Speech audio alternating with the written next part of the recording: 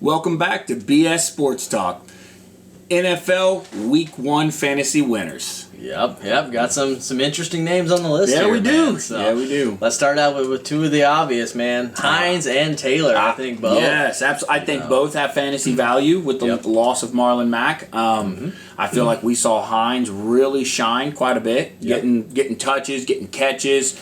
I was a little shocked that his usage was so high. Yeah, I think it's a good situation with Rivers. I mean, when you look at how much he targeted the backs, with Eckler and Gordon, I think you're going to find kind of the similar scenario with Heinz and Taylor in that offense. It looks very identical to what he had in San Diego for many years. I feel like Jonathan Taylor is about to explode. I've been a JT guy since the beginning. Heinz is a very nice flex option. Honestly, monitor how it goes, but I say you're going to see fantasy value out of both of these running backs. Yep.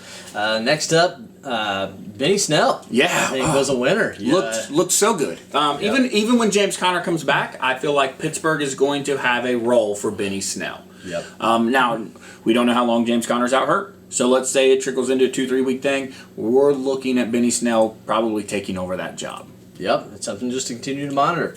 Next up, my guy, Scotty Miller. Boy. I was big on him even in the preseason. I really feel like he is a Julian Edelman / Wes Welker with 4.3 speed.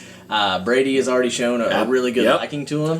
Great we saw first week. Yeah, training camp and in that first week, 5 receptions, 74 yards. And with the injuries, to Evans, to Godwin, I think he's up for a big role. I like Scotty Miller. Definitely look for him. Possible flex play if you're thin at wide receiver. Say you took a Michael Thomas, Scotty Miller's somebody to keep an eye on. Another winner from this week, Adrian Peterson. Yep, AP, timeless. Honestly, walked in off the street from Detroit and took the starting job. Yeah. The man plays football.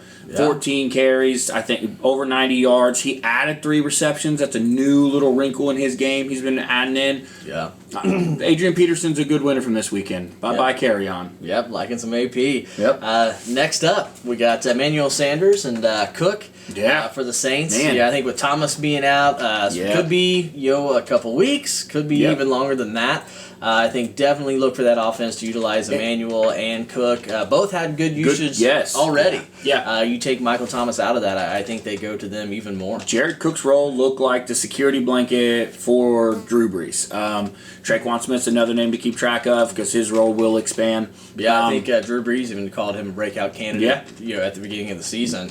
And then Sanders, he started out slow, but he did have the touchdown grab and had another target in the end zone. Yes. So definitely... two players, definitely keep your eye on both them players. QuanSmith's, somebody also. Yep. Next up, we've got Darius Slayton, Giants wide receiver, huge game, 28 points, lit up that Pittsburgh defense. It's especially against that Pittsburgh. Yeah, that's what's even more impressive. They are no Joe slouch. Hayden, you've got Minka Fitzpatrick back there. The boy balled out. He showed he's got speed. I think he separated himself as wide receiver 1 for the Giants. Yep. I think that him and Daniel Jones have a nice connection, a nice rapport. He's going to get his week in and week out. Yep. Like me some Slayton. Next up, David Johnson. Yeah, absolutely, man. Looked pretty darn good in that offense, especially when the offense as a whole didn't look that great. Right. David Johnson looked good. And they were playing from behind the whole time. So who knows what more we could have got out of him in the rushing game had they not been trying to keep up with Patrick Mahomes the whole time. It's a tough ask. Right. Definitely a winner this week. Duke Johnson being hurt, I think, only helps DJ's value going forward. Big time. Next up, we got Hopkins. Oh, man, DeAndre Hopkins. Somebody that a lot of people were fading. Yep. Thought the change of scenery would hurt him a little bit. Yeah. Boy, did Kyler Murray let you know Kyler Murray looked awesome, too. Kyler Murray had a great game. He's a week 1 winner. Unbelievable. They beat San Fran. That whole team's a week 1 winner. Yeah. I think Hopkins is a really good situation. I think Murray's going to continue to look for him. They're going to continue to build around him. Yep. So big-time win for Hopkins.